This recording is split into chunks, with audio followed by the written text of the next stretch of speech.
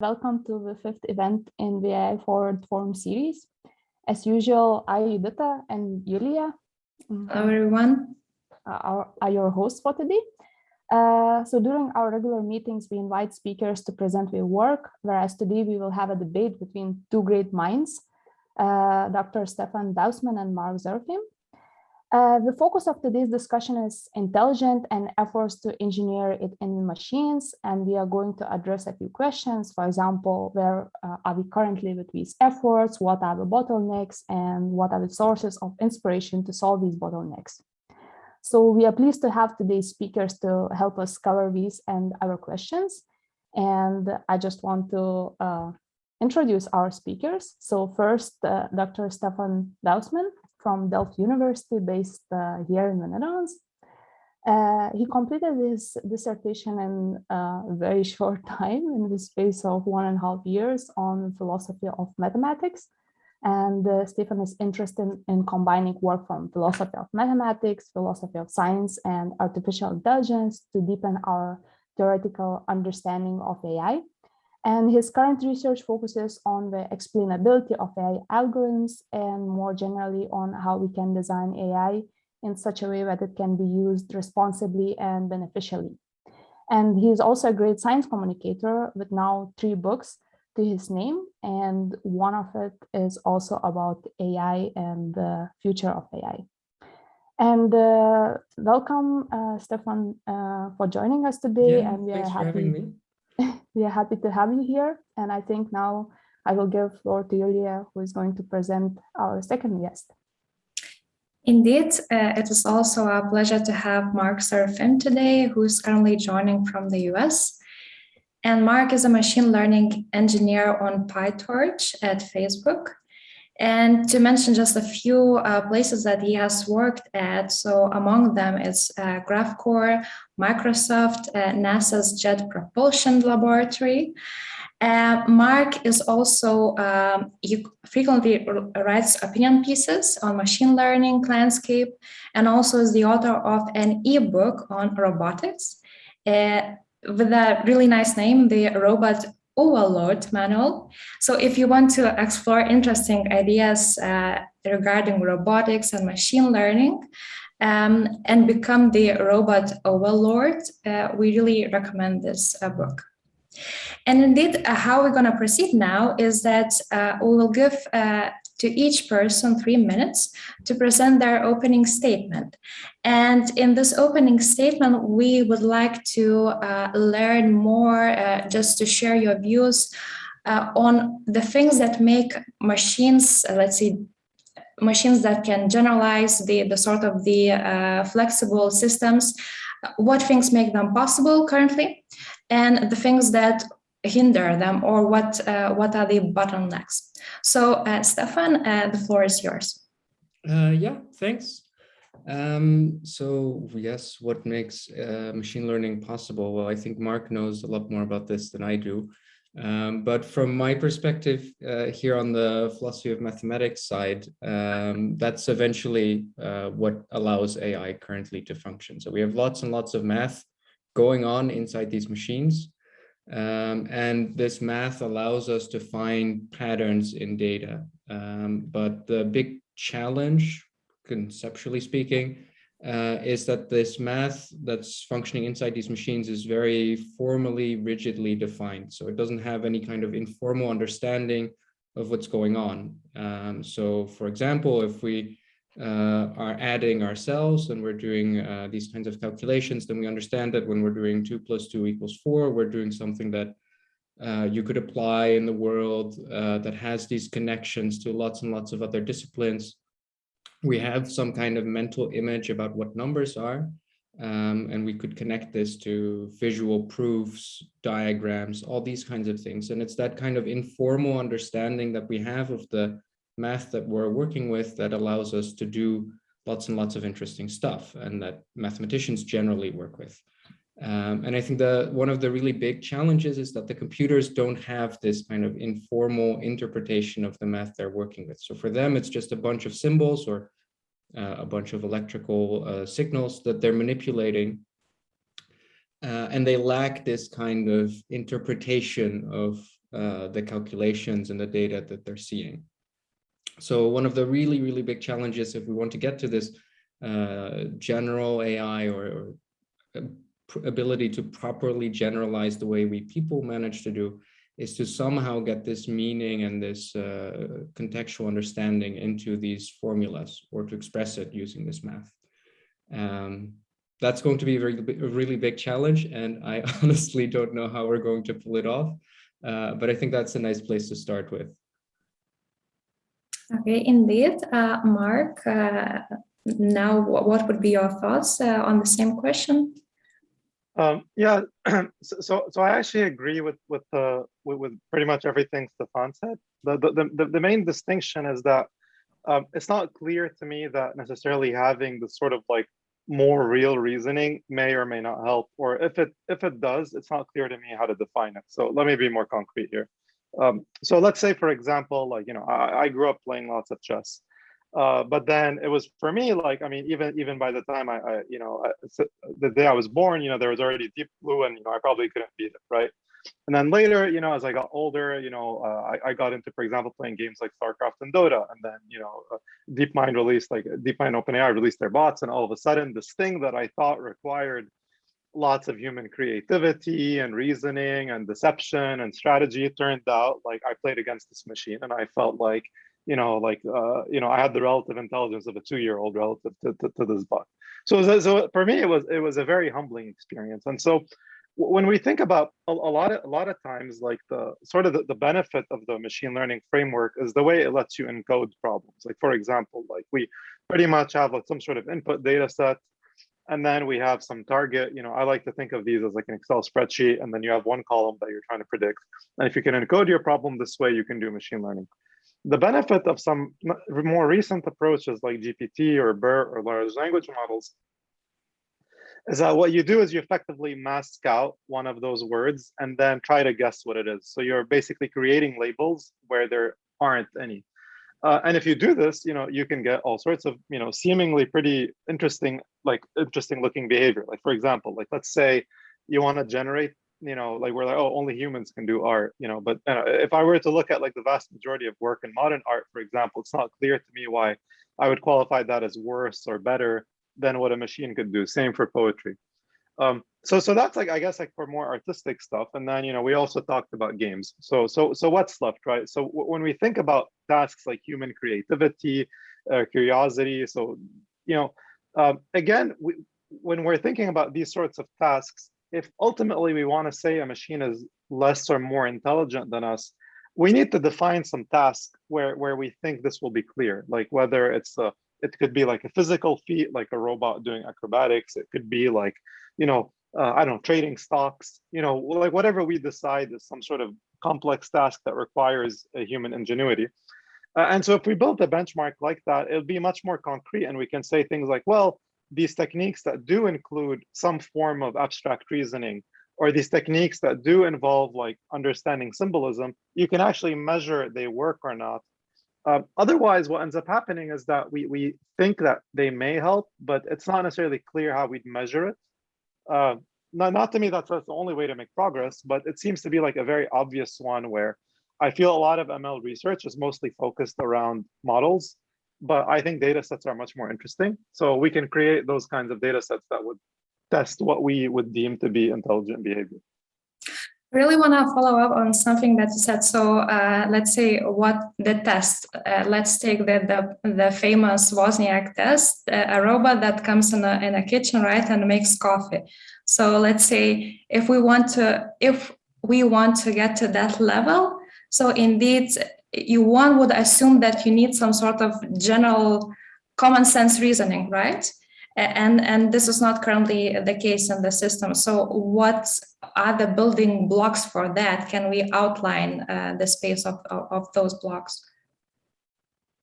Sure, yeah. So I think that there's a few parts to this question. Like, the unfortunate thing about the physical world is that you can't take an infinite number of steps. Like, for example, like if a robot is trying to learn in my kitchen, you know, and it's like holding a knife to cut like something, I don't know, cut a tomato, like, you know, that's a real threat. If like it makes a policy that doesn't make sense. Like, the robot could literally kill me, or it could injure itself and stop.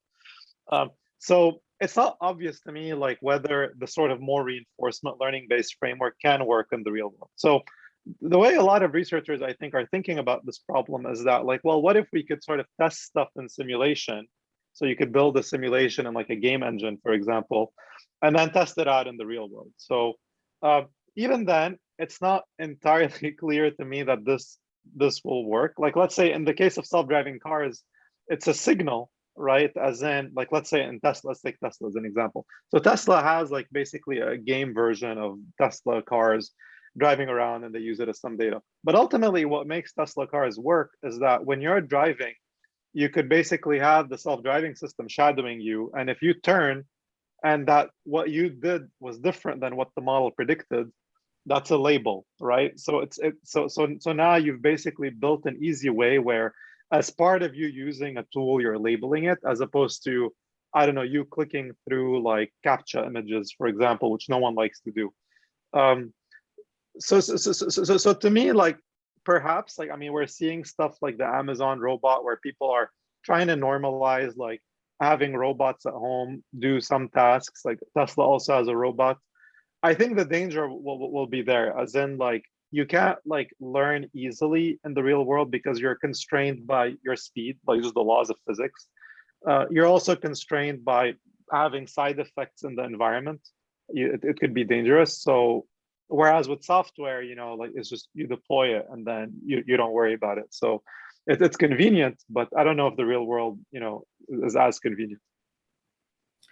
Yeah, exactly. We also usually ask speakers like the follow-up question, for example, if it is necessary, if we talk about actually like social intelligent machines, do we actually require to have like a physical body? So we want it to be in the environment, because the software is quite limited in terms like, yeah, you can learn perhaps different things like just in software giving labels, whereas like robots perhaps also can I don't know, integrate like multiple sensory information or something like that. So what do you think? Like, is it required to have like this physical body, or we are going just to limit with the software? Because as you mentioned, maybe some things are easier.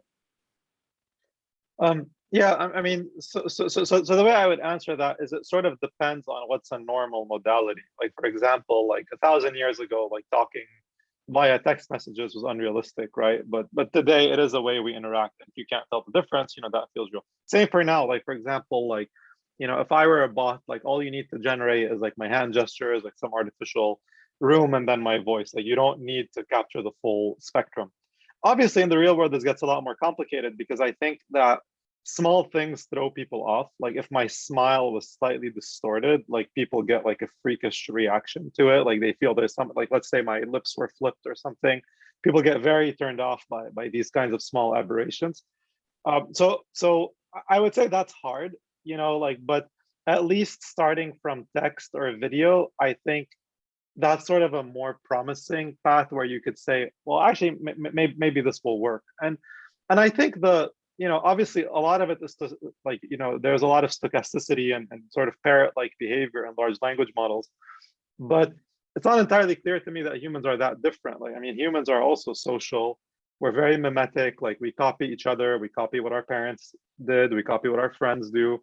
So our thoughts are also like an aggregate of what we interact with, right? And so maybe with large language models, like, well, it's more of a, you know, this is what the internet thinks as opposed to this is what my, like, I don't know, my 10 friends think, which could cause it to have some weird behavior. But still, I think the principle holds true that you don't necessarily have to copy humans' physiology, I feel, to get like interesting behavior, or like really by interesting, I mean more interesting than what we have now. Like, Stefan, what do you think? Do you have to copy physiology in the brain or not per se? Yeah, no, I think I agree here with Mark that it might not be necessary. So if you look at the philosophy of mind, then there are definitely areas there who think that the type of intelligence that people have is essentially tied up with their environment, so that part of our intelligence is the way that we interact with the environment, in the way that you can, for example, offload your memory onto your phone for for contact information, or the way that part of your limbs solve issues in terms of navigating through space and interacting with objects. So that there is this idea, at least that's been around for the last 10 years or so, and has been helpful for robotics, that you can offload part of things into this interaction rather than having to have full mental representations of everything inside your head somewhere. So I think there is something in there.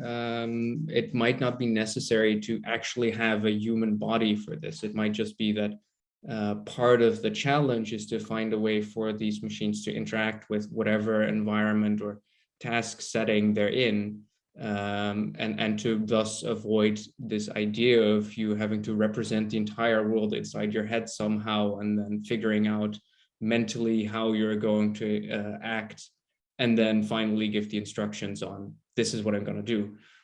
So that doesn't necessarily require, I think, a sort of human body. But I do think there's something interesting here to add to this importance of the interaction and the removal of this idea of having to have representations and this purely disembodied intelligence that doesn't take into account the interaction whatsoever. But that might just as well come from the data sets that Mark was talking about, that somehow in learning from these data sets and the interaction with the tasks you're doing, that you pick this up. Yeah. Indeed, I think we will touch upon data sets, but just to linger on a bit, because a related question is actually, to what extent should we draw inspiration from human intelligence, right? So there is now a lot of work, let's say from developmental robotics and developmental psychology, showing that babies are born with certain intuitions. So let's say sense of numbers, right? Probabilities. So indeed, where should the inspirations, where should they come from, or to what extent the human is a good model versus just animals or even systems that do not have the brain? Anyone can follow up on that? Sure, I can answer that briefly. So maybe not briefly, but sort of, so thinking a bit about this, like for me, whenever we think about like sort of copying something where we're like, oh, like, you know, the humans work this way, therefore machines must work this way to be intelligent. I'll give an example. Like, I mean, this has been tried. Like, there's hardware called neuromorphic hardware that was like a startup in San Diego called Nirvana, and they were acquired by Intel. So what they did was they basically copy the mechanics of neurons. So neurons, like, you give it a trigger, it fires, it spikes, and then it degrades. It's not like neural networks that are just much more like, you know, like a softmax or something like that. It's a much more like dynamic. It's a dynamical system. So I mean, they tried this hardware and like they encode this in hardware, and you know, that's great, but it's not entirely obvious like why that's like why would anyone use this over, for example, a GPU? And a GPU, it's very unlikely that our brains work like a GPU. And what a GPU does is it takes two large matrices and it multiplies them with each other. But it is much more useful for tasks that relate to intelligence versus hardware that mimics more what we would expect intelligence to look like. And we have some questions in the chat, related questions. So indeed, are humans the hallmark for intelligence? That is really up for the debate. Any thoughts on that, actually? So yeah, indeed, it is because this also, I think, relates to other ideas, being social versus rationals. We know that humans, in not all situations, they are really rational and they make a lot of irrational decisions. So is it a feature? Is it a bug? Stuff like that, I guess. Yeah, well, I think at least for some types of intelligence, humans would be the main candidate to look at. So for this kind of intentional, goal-directed behavior, where you have to formulate your own plans and actually have intentions about, well, I'm making this art piece because it expresses this meaning and so on. For these kinds of meaningful endeavors, or likewise, writing texts where you actually try to convey a message rather than select whatever is the next most probable word in the sequence. For these kinds of tasks, it's very hard to find other intelligences that perform similarly. So then, yes, I think humans are the best we can do. Sure, there will be lots of places where humans are imperfect and where we don't make the kinds of decisions in practice that in theory we would like us to make. Politics is probably a good example of this. But still, it's very hard to find something that's better in practice in this sort of very wide range of tasks. So then by default, it's what we have to work with. Yeah, and also, yeah, go on. Sorry. Like, I actually 100% agree that like it's a good hallmark. And I would also add to that, like, I think there's a lot of behaviors that people can think of as irrational, which are actually very rational. I'll give one example. So let's say, you know, you and I were to play a game where, you know, you gamble like $1,000 for a half of a chance to win 10,000. Like, would you play this game, right? Like, as in, we just flip a coin, and if it's heads, you get $10,000, and if it's tails, you know, you get zero, right? And you would have lost like $1,000. So whether you play this game, actually, it depends more on how much money you have. So if you're really wealthy, you would play this game, right? And so, or like, let's say, I'll say it's a $1,000, but then you're going to get 100,000. But let's say now your initial bet is 100,000, but you get 10 million. Like, maybe you still won't play that game. Even though, like, from a probabilistic standpoint, multiply the expected value, right? You have the payoff, which is like 1 million, you know, times half plus, you know, half times 10,000. You're like, oh, of course I should play this game. And any economist would say, oh, you should play this game, but humans wouldn't, right? And so, so I think there's an element where I think emotions are sort of developed by evolution to favor survival, as in don't have behaviors that are likely to erase you and make you go completely broke. And I think that's like one thing that I don't necessarily see any AI research think about. But you know, 100% echo your sentiment there, Stefan. Yeah, and actually, we were also thinking with Julian, we had this question. So, for example, if you make this intelligent machine, what do we want? Do we want it to be rational that just takes, for example, in decision making in economics, there are some rational decisions, right, that you are supposed to take, let's say in gambling or something, but humans not necessarily behave in the same way. So do we want machines to reflect this human social behavior, or we actually want to reflect this rational behavior as it is written in textbook? So because like if you look at something like science fiction or something, we usually get like this rational robots who like never make mistakes and always pick only, yeah, kind of the most rational decision according to, let's say, economics or different things. So yeah, what would we like to have then? Social, but let's say irrational or very rational, but perhaps perceived as less social. Well, I think part of the difficulty here is to determine what the most rational solution would be to a lot of these problems. So for the movies, it's very easy to say, oh, they did some cold calculation and this was the answer. But for a lot of the more value sensitive questions that people run into and that we use our emotions for, whether it's about decisions about equality or about how to deal with climate change or all of these kinds of things. Weighing up these values is not something I think that you can very easily put into a purely formal, rational framework. So even if that were the goal, I'm not sure how we would do this aside from someone first in the beginning deciding, okay, this is our picture of rationality, that's it, with no guarantee that that's actually going to be correct. So my feeling is it's an iterative process, and you know, it's so hard to define. Like, I mean, let's say even let's say I ask a robot to, I don't know, you know, build as many paper clips as possible because I want to sell them and I want to make money, right? And so this is a classic example, right? It's like at first it's just making paper clips, great, but then it realizes like, oh, like what if like, you know, it enslaves me so I can make more paper clips, and then I'm like, well, you know, but you shouldn't do that, so I would add that as a penalty to the reward function. Or it's like maybe it starts like disassembling like my furniture and starts like building, but I'm like, oh no, but you shouldn't disassemble furniture. And so we sort of don't know how to do this, right? Like as in like how do you encode, you know, these are all the things I don't like, but do this goal. That like I have no idea how, like, you know, like let alone philosophically how you would solve this problem, let alone in a machine learning problem. Like it's just way too hard.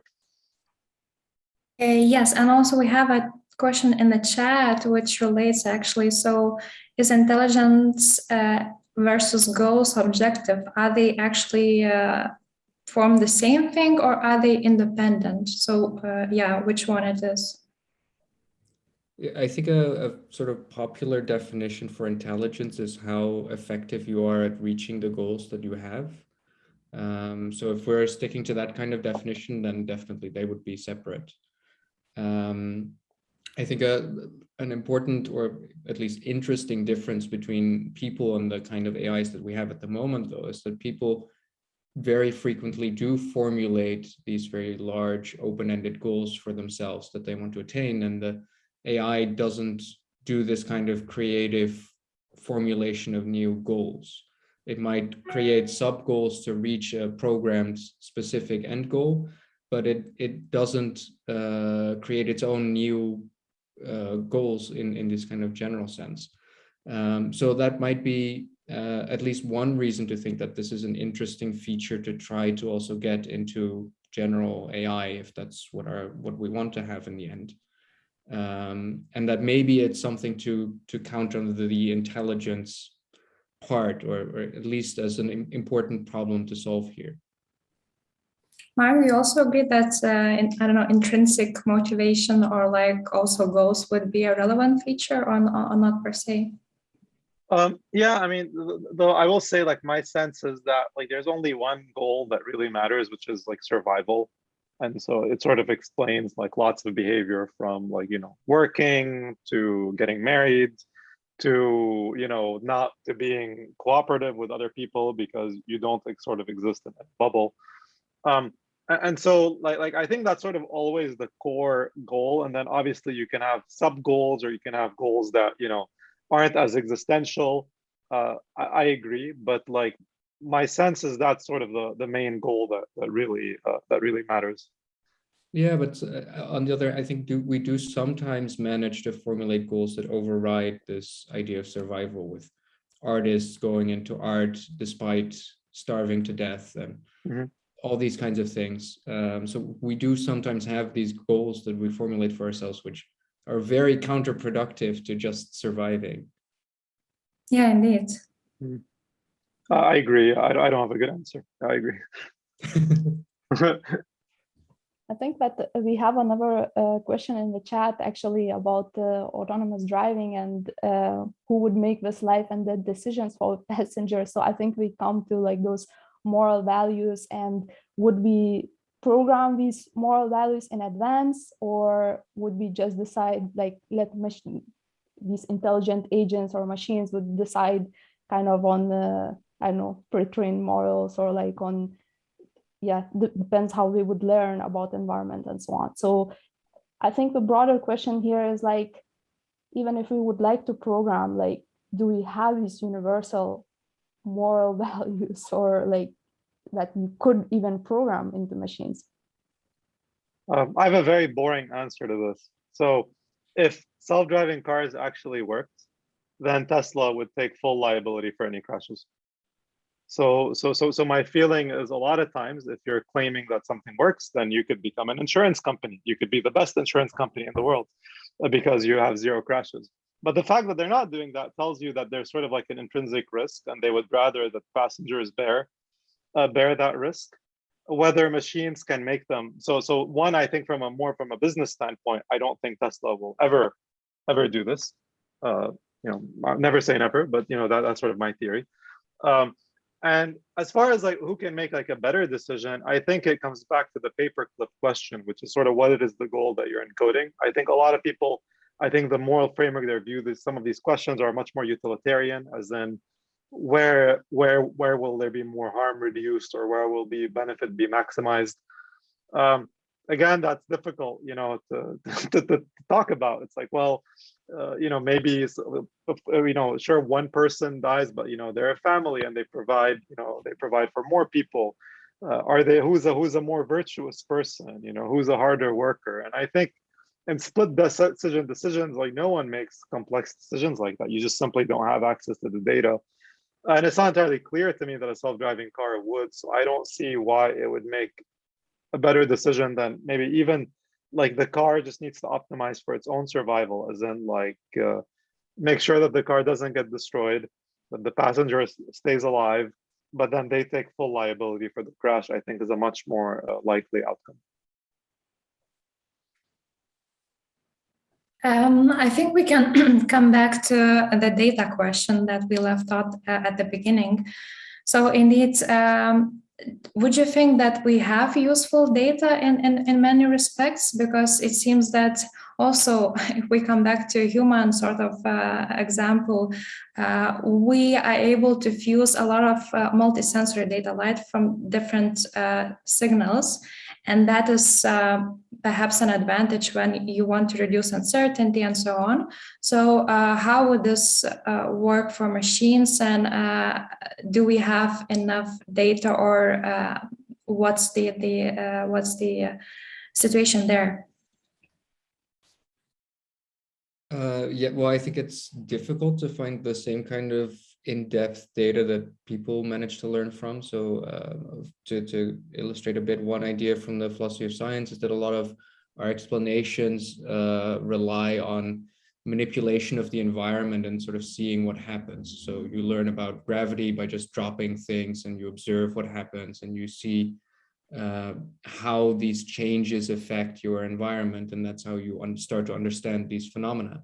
And a lot of the data that we have doesn't reflect this richness of being able to manipulate everything around you and seeing the changes that result. And that will probably be very hard to get that much detail into the data you're feeding into these AIs. So yeah, definitely there's a lot of this kind of limitation. I know that there are some recent efforts to, for example, add these kind of causally irrelevant factors into the data, so that you take something, you take a data point and you vary everything that you know is supposed to be irrelevant, and you add these changed data points to the original data set. And this does seem to help a bit to make sure that the AI doesn't pick up on causally irrelevant factors. But yeah, it's a very meager step compared to everything that people and children are able to do and learn from. But yeah, Mark probably has more to say on this. So my sense, it sort of depends on the use case. Like, as in, like, if we're talking about like building a search engine, for example, yes, we have more than enough data because we have unstructured text data. If it's about like self-driving cars, even though I've made negative comments with the insurance, like Tesla would never start an insurance company, still, I mean, you are getting some data back. So there's a feedback loop where you can improve stuff. Same for like image classification data, for example.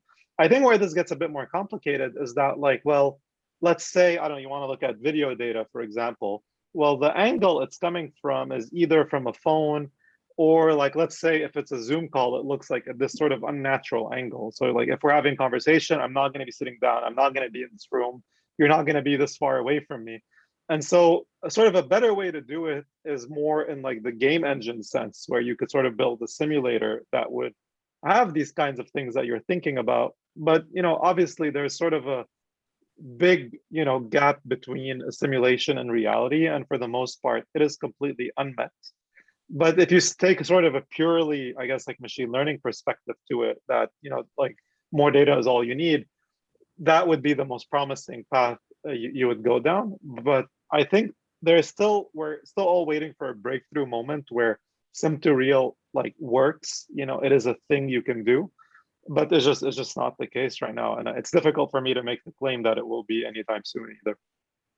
But yeah, but do you think that the problem is actually with data itself, or with different solutions, kind of? So do you think that it's kind of, okay, we lack the relevant data, or actually we just need completely different solutions for some kind of problems? Yeah, it's more data, the better, the more the better. I mean, so it's hard to answer that in the absolute. What we can say is that as of now, we believe that's the case, right? Like there's a sort of nice essay by a student called The Bitter Lesson, which is that, simple models scaled on larger data sets outperform complex models on complex data sets. And so it's called The Bitter Lesson because it doesn't feel intuitive. It's been the case. Like, I mean, if there were rules-based models that we could have built that would have beaten Dota, no one is stopping anyone from building something like that. It's just like no one has been able to do it, right? And so great. So now you could also make the claim that, well, Dota is actually uniquely suited for deep learning, in which case my claim would be, find me a data set or a problem that is not uniquely suited by deep learning. Like literally you can adversarially come up with such an example where you really think deep learning will fail. But I haven't seen one that was, I just haven't seen an effort like that. And I think with game simulators, there's potential there, but the cross section of skill sets is very large. Like you need someone to be good at machine learning, to be good at game development, to be, a philosopher to think about like good problems. And I know very few people that have all of those skill sets. So I don't know how rapid the progress is going to be, but I think it's the only way out of this dilemma. Stefan, do you have a comment to offer?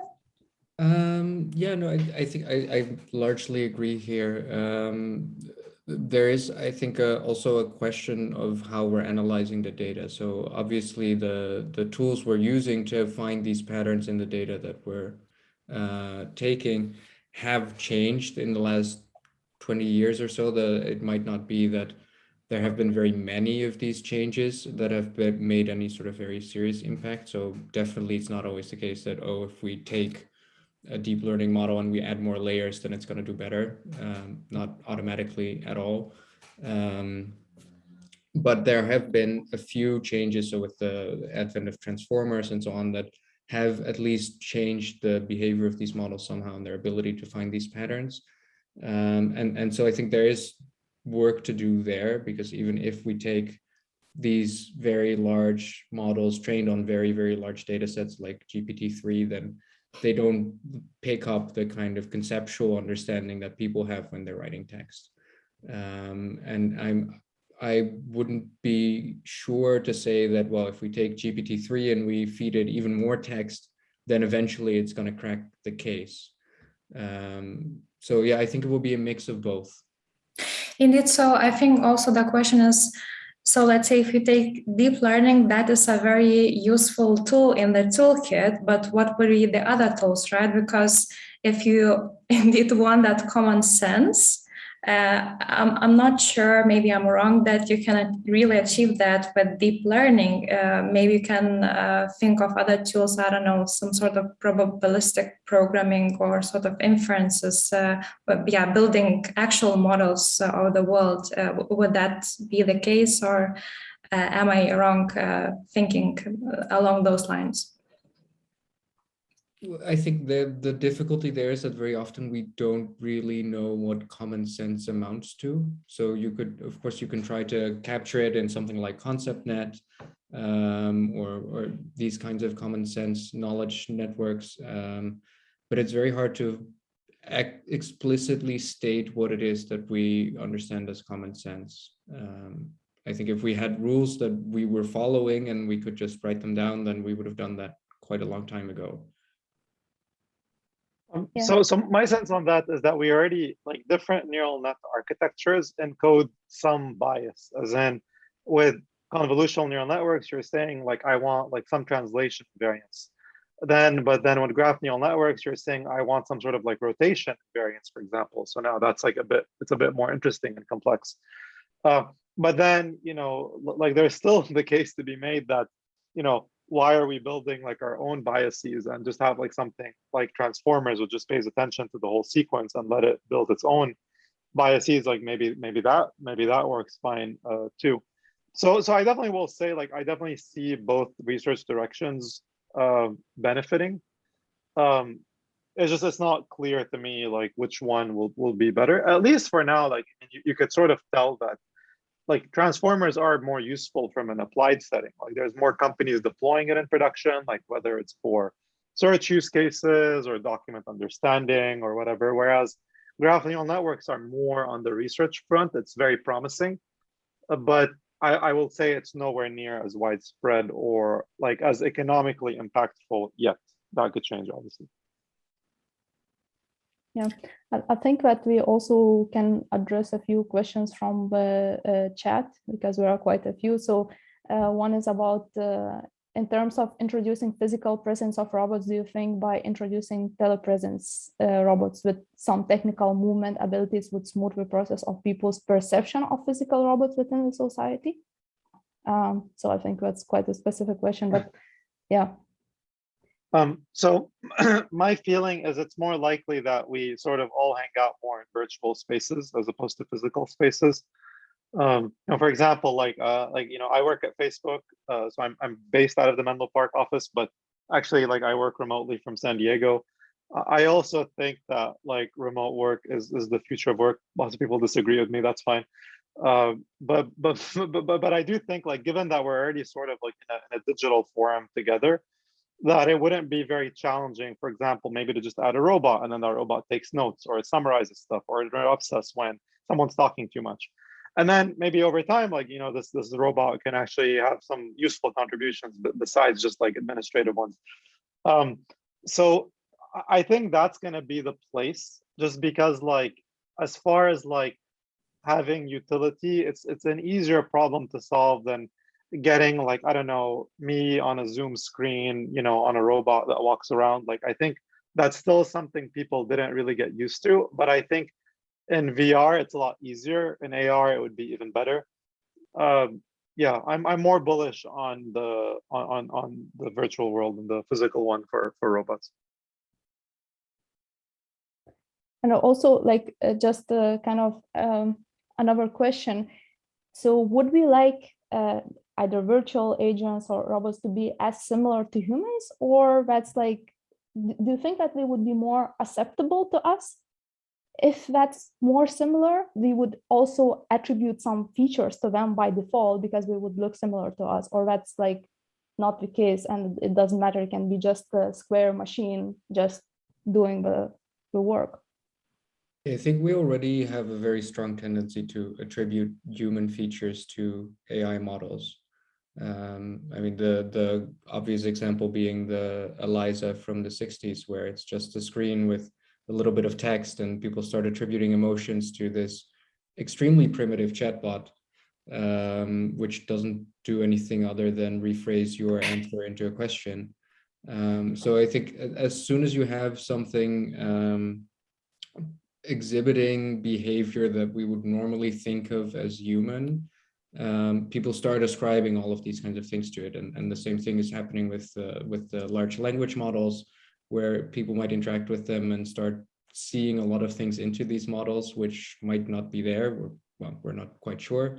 So we start doing this ascription of human features anyway. I don't think you need necessarily a physical body that looks like a person for people to start doing this. Yeah, and also we have another question. You mentioned emotions, so we have another question about emotions in the chat, actually. And will emotions be an emergent behavior from learning from data sets, or like how important actually this emotion component is in AI? Mark? Yes, so I mean, thinking about this question, it's a bit tricky because, like, I mean, let me give you an example. So, like, let's say if I were to think of like an emotion, I don't know, like curiosity, like that, we sort of know how to encode. Anger, maybe a bit more complicated, but I could imagine you could have some like reward, like revenge function or something like that. Happiness, I don't know how you define that. So a lot of emotions do have a definitional problem. You could have a proxy metric for them that would seem to make sense, but then sometimes not. But for sure, I mean, like, I think my feeling of emotion, I've said this already here, but is that, like, often emotions are very rational behavior that we've sort of abstracted away too much by studying problems in a very academic way. And for example, risk aversion is a big one that I think is just like not well understood. It's just like people don't make decisions like accountants. Like, people will have a fear of ruin, for example, and that may impact the way they make decisions, and that's actually completely rational. So yeah, I mean, I think at a high level, sure, yeah, I mean, I think more emotion and agents sounds great to me. I think they'll perform better.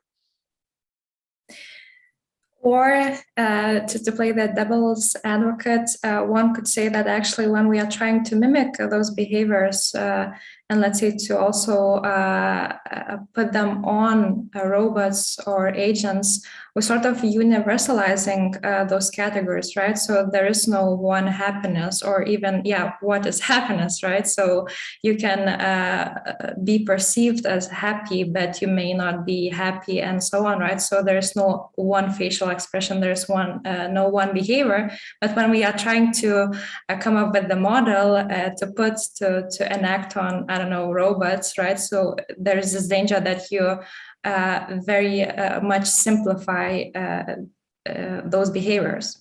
Is that the danger in your mind, or not really? Whoever wants to have a... Yes, Stefan, go for it. Yeah, sure.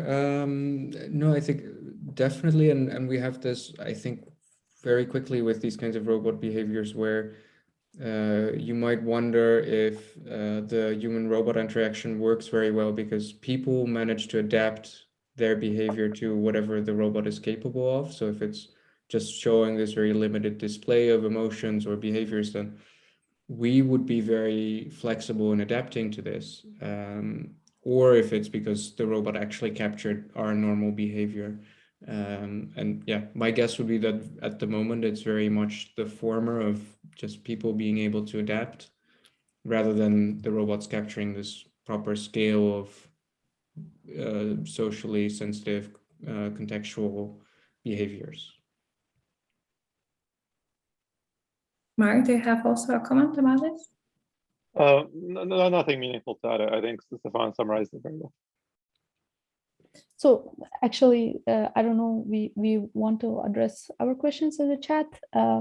Perhaps we could address one more about what are your thoughts on singularity? So I think that you're quite familiar with also this term. So if you have any particular points that you would like to share. Yeah, I mean, it's interesting because I feel like people in the debate sort of like talk over each other. Like, I do agree that if you have like robots with self-directed goals that are sort of acting in a very paperclip-like fashion to just achieve their goals and at the expense of humans, like, yes, that's obviously a danger. I think where I see a lot of skepticism in the ML community is that they think we're so far away from that starting point that the debate doesn't have real merit until we get there. But at which point, the Singularity folks say, well, but at that point that would be too late, right? So I'm not sure. Like on one hand, I think technology has a technology sort of doesn't go away once you introduce it. Like, for example, like once we have dishwashers, like very few people are going to move back to a world with no dishwashers.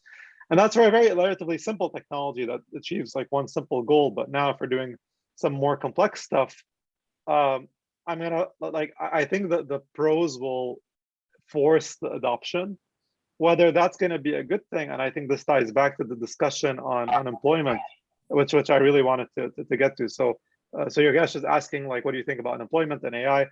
I think there's a real danger, actually, like just because like it's sort of, if you sort of optimize away like labor and then sort of expect that everyone's going to do something else, like I'm going to do art or going to be a programmer, maybe that's true, but it'll take a long time for that to be true. And I think at least historically in the last last couple of years, like it hasn't been true, and people attribute that like rising unemployment for the rise of populism, for example, in the world. So I think there's a real complex question that people need to figure out, as in if you have a couple of algorithms producing so much value in the world and that value is accruing to either a couple of companies or a couple of people, that'll be like one of the most unequal societies in history. And I don't think we fully thought out how to avoid that, or whether that's something we want or not. I think it's a very complex question. Yeah, indeed. Yeah, and just to follow up, so, but when do you think you could employ a machine to actually take the decisions? Because many times you need a lot of human power just to kind of supervise it, right? Because you each time, yeah, update your data, update your morals, and so on. So what would be those points where you would say, okay, or at all would be allowed just machines to kind of make the decisions and be like self-autonomous kind of, and what would be that point when we would say, okay, now we can just deploy it and then say, okay, it works, you know? So I mean, I think we're sort of already there. Like, I feel like machines have a disproportionate role in my life. Like, they tell me what time to wake up, who I should meet at which times. When I'm programming even, like, sure, some of my programming is creative, but a lot of my work is extremely repetitive where I'm copy pasting information from online. So for example, when I use like GitHub Copilot, it sort of did that copy pasting for me, right? And so, and then you may say, well, but that's not real programming. But turns out like most programmers actually do extremely repetitive work, including myself. So I think like we're sort of like already there, but where it really gets scary to me is if it's like, well, like, what if I'm not really needed as much, and and me thinking like very valuable skill set is going to be relevant forever. What if I'm wrong, right? Like, that would be like a huge slap in the face for me. So not sure. That's why, like, I think people should sort of hedge their bets by having several skill sets. But even then, it's just it's yeah, it could be the case that I'm no longer useful. So actually, there's perhaps an interesting question here. So do you think that, and I would like to address to both of you. So do you think that actually it's going to be humans who will adapt to these systems, but not vice versa? So actually, sort of unexpectedly to us, we're going to be somehow culturally very much changed, rather than us thinking that we are creating these smart systems and we are in control of them. But it's almost that they will to some extent change us. Like social media changed. The technologies influence how we interact. Like, let's say in the world of letters, you write love letters, right? Because it's a long form thing. You're only going to get one, I don't know, every couple of months. So you better pack everything you want to say there. Whereas now I think that like art form is dead, because you just don't say that. You also like send emojis, for example, because that fits the current medium better. So I adapt quite a bit. That doesn't mean like, as technology gets better and more convenient, like we do it to help us, right? But we definitely are the ones who adapt to it already, depending on whether the technology is useful or not. Yeah, no, definitely, I agree. And I think you see similar issues with, so one of my colleagues, for example, does a lot of research on how speech assistants change the behavior of children who start to scream at these speech assistants. And that's considered acceptable because obviously the speech assistant isn't going to tell off these children for screaming at them. So that it's somehow changing these kinds of interaction norms simply because the speech assistant reacts to screaming just as well as it does to a normal voicer. Where the children will get this idea that that's one way to get what they want. So that's something that at least one of my colleagues does a lot of work on. So yeah, we see these kinds of norms changing. And I also agree that with Mark here, that one of the questions is going to be what kind of skills you will need in your work, because that's going to change too. I think the real challenge there partly is going to be how we're staying in a position where we're in control of what happens with these AIs. So I think definitely for some algorithms already, you can just let them do their thing. So if you have quality control somewhere in a factory, it will be fine most of the time. These AIs can be very accurate, and you don't want to have another person sitting there checking everything by hand, because first of all, the person is not going to be able to pay any attention to these things. And second of all, it's not going to do a better job than the AI.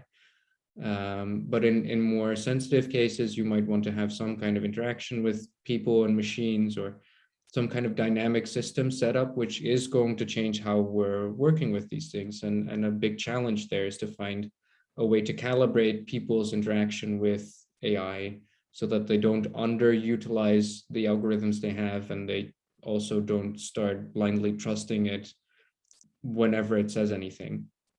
Yeah, so I think that both of you kind of touched upon the future. So we also have this question, like for both of you, like, okay, just imagine like the best case scenario. So what are your hopes for the future for AI? Where is it going? And maybe, I don't know how long it would take to achieve it. And yeah, or in general, what are your thoughts about the future? Do you kind of touched upon like jobs and other things, but maybe about like longer term future.